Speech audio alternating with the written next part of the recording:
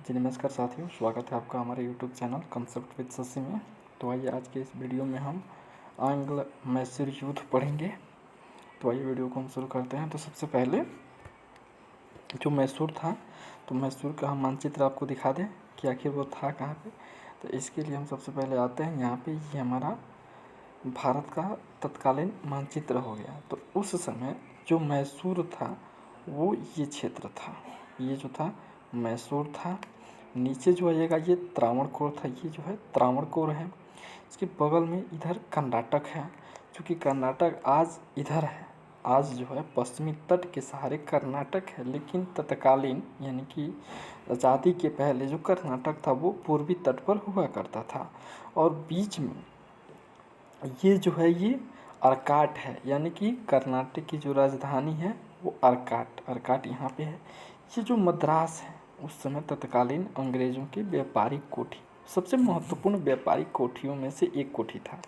फिर इधर जो ये बड़ा सा आप क्षेत्र देख रहे हैं ये हैदराबाद के निज़ामों का था। उसके बाद थोड़ा सा मैसूर से आप ऊपर आइएगा तो पुदुचेरी का एक ज़िला माना जाता है जो कि माहे है। ये एक प्रमुख फ्रांसीसियों की बस्ती थी, व्यापारिक मतलब बस्ती माना जाए ये था। फिर नीचे आते हैं, इसके बाद का जो क्षेत्र है वो मराठाओं का क्षेत्र है। आप देख सकते हैं कि मराठा का कितना बड़ा क्षेत्र है, जो कि महाराष्ट्र से पकड़ के कुछ गुजरात के क्षेत्रों तक का था। फिर जो ऊपर आते हैं बंगाल वगैरह में, ये अंग्रेज़ थे, क्योंकि बंगालों पे उन्होंने 1757 के आसपास से ही आक्रमण कर मतलब अधिकार कर लिया था। उसके ठीक ऊपर आते हैं तो उत्तर प्रदेश और बिहार के क्षेत्र में अवध के नवाब वगैरह थी। गुजरात के क्षेत्र में, पंजाब के क्षेत्र में आते हैं तो सिख थे। जबकि मुग़लों की बात की जाए तो वो सबसे ऊपर आते हैं। तो ये जो मुग़ल थे पाकिस्तान के क्षेत्र, अफगानिस्तान के क्षेत्र के आसपास ये मुग़लों का अधिकार था। हमने तत्कालीन राजनीतिक मानचित्र तो भारत का उस समय का देख लिया। अब सबसे पहले हम समझते हैं ये जो मैसूर था, मैसूर चूँकि कलकत्ता यहाँ से अधिकतर उस ज़माने के व्यापारिक मतलब क्रियाशीलता जो थी पश्चिमी तट पर ही थी, क्योंकि ये बहुत उन्नत था और साथ ही में मुंबई वगैरह भी बहुत उन्नत था। तो अंग्रेज़ों ने मैसूर पर आक्रमण करने का सोचा। जब वो मैसूर पर आक्रमण करते हैं, चूँकि इस समय जो हैदर अली है काफ़ी महत्वपूर्ण शासक है, तो सबसे पहले मैसूर का कुछ बैकग्राउंड से आ जाते हैं। मैसूर होता क्या है, देखिए मैसूर पर एक उडियार वंश था। उस वंश के एक शासक हुए थे जिनका नाम था कृष्णराज द्वितीय। इनका नाम था कृष्णराज द्वितीय। इनके दो सेनापति थे, एक का नाम देवराज था, एक का नाम नंदराज था।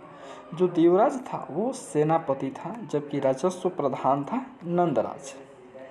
नंदराज का जो कि काफ़ी करीबी व्यक्ति था, विश्वसनीय व्यक्ति, जिसका नाम फतह मुहम्मद था। चूँकि नंदराज जो था वो राजस्व प्रधान के पद पर था, इसीलिए उसे स्वाभिमानी होना थोड़ा सा जायज़ ही है कि घमंडी हो जाएगा। तो जो फतह मुहम्मद है वो उसका एक करीबी दोस्त मित्र है। इसी फतह मुहम्मद का बेटा होता है हैदर अली।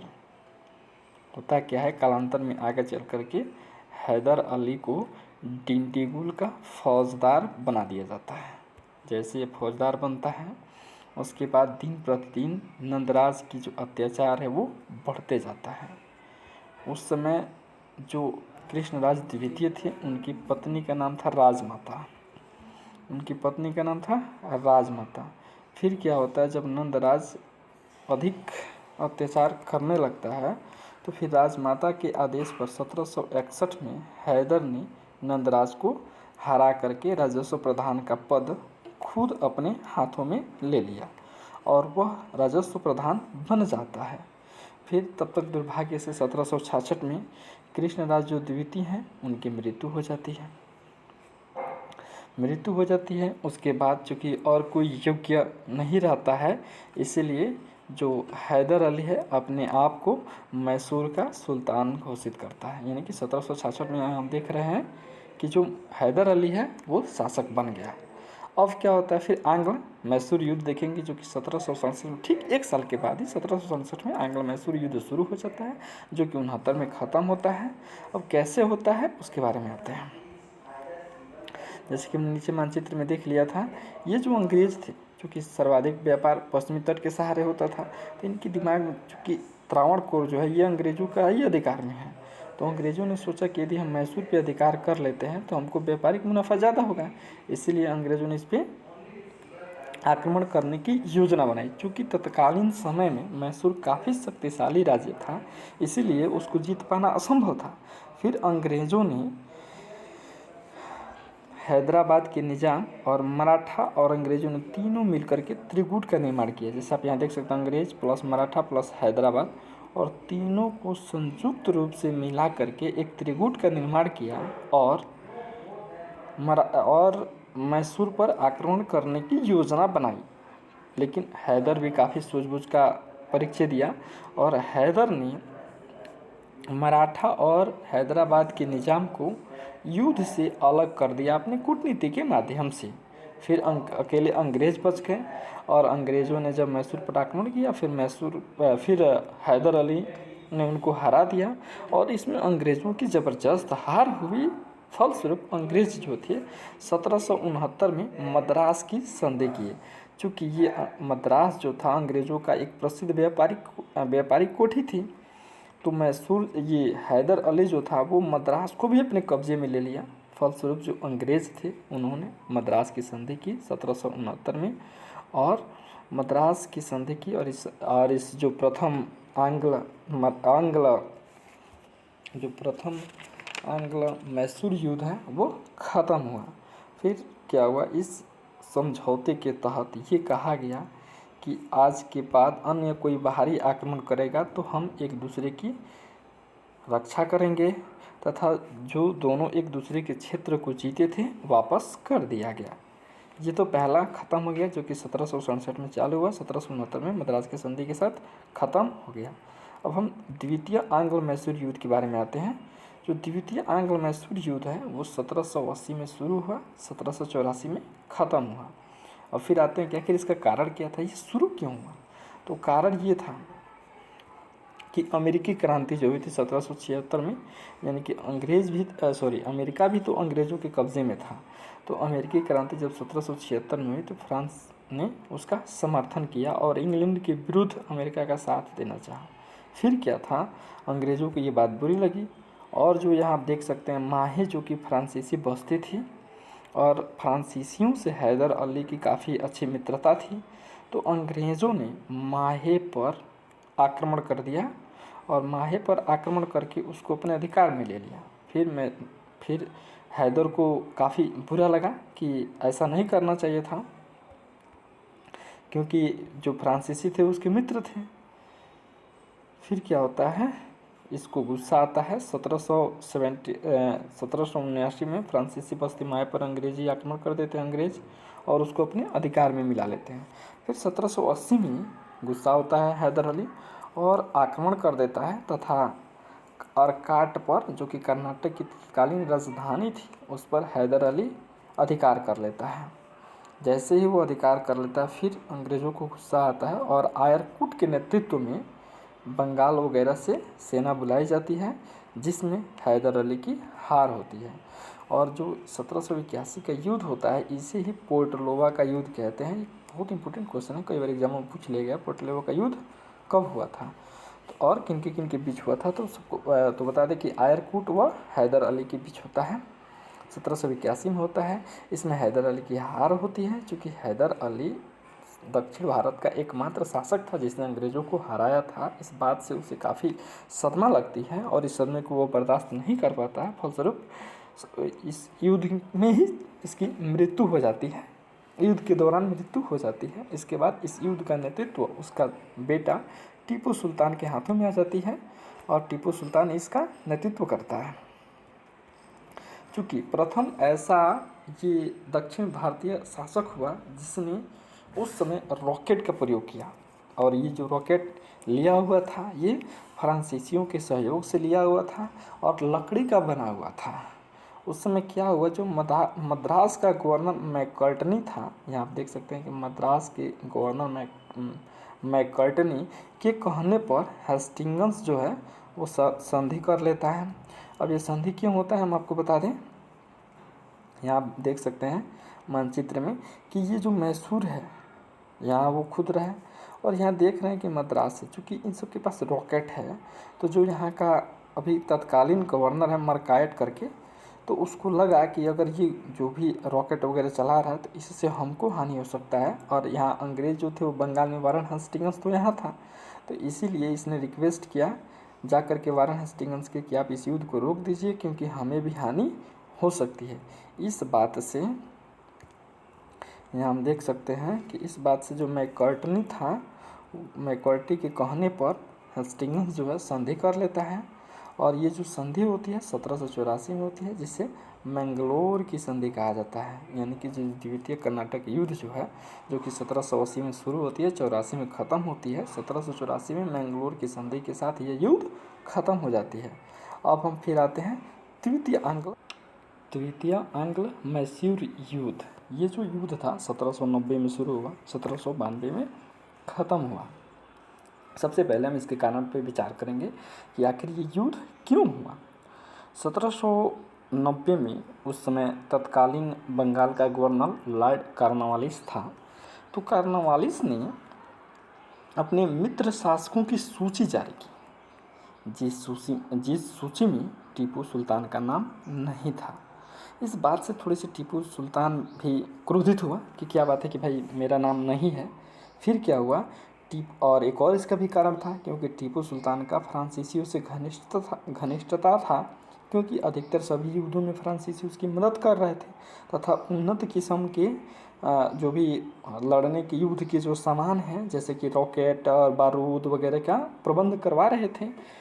इस बात से फिर क्या किया, कॉर्नवालिस को इस बात का भय था कि ये इम्पोर्टेंट हो जाएंगे, मतलब इनके पास ज़्यादा शक्ति है, इसलिए उसने पुनः त्रिकूट का निर्माण किया। और त्रिकूट की सहायता से, जिसमें कि मराठे, निज़ाम और अंग्रेज़ तीनों मिल करके टीपू सुल्तान पे हमला किए, जिससे कि टीपू की हार होती है। 1792 में टीपू हार जाता है। इस लड़ाई का प्रभाव क्या हुआ, प्रभाव के बारे में पढ़ेंगे, क्योंकि अच्छे अच्छे एग्जामों में प्रभाव पर भी अच्छे क्वेश्चंस आ जाते हैं। तो सबसे पहला इसका प्रभाव पड़ता है कि टीपू अपना आधा साम्राज्य खो देता है।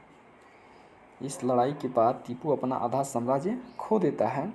उसके बाद टीपू पर अंग्रेज़ों ने 3 करोड़ का हर्जाना लगाया कि हमने आपसे लड़ाई की, इतने लोग मरे और इतने कुछ खर्च हुआ, तो उस समय का, उस ज़माने का 3 करोड़ का हर्जाना लगाया जाता है। फिर जो कि मैसूर की राजधानी थी, ठीक है, वहाँ पे डिंडीगुल, जहाँ का सबसे पहले वो फौजदार नियुक्त हुआ था, वो जो डिंडीगुल था, डिंडीगुल पर अंग्रेज़ों ने अधिकार कर लिया। इस तरह से द्वितीय जो कर्नाटक युद्ध होता है वो ख़त्म होता है।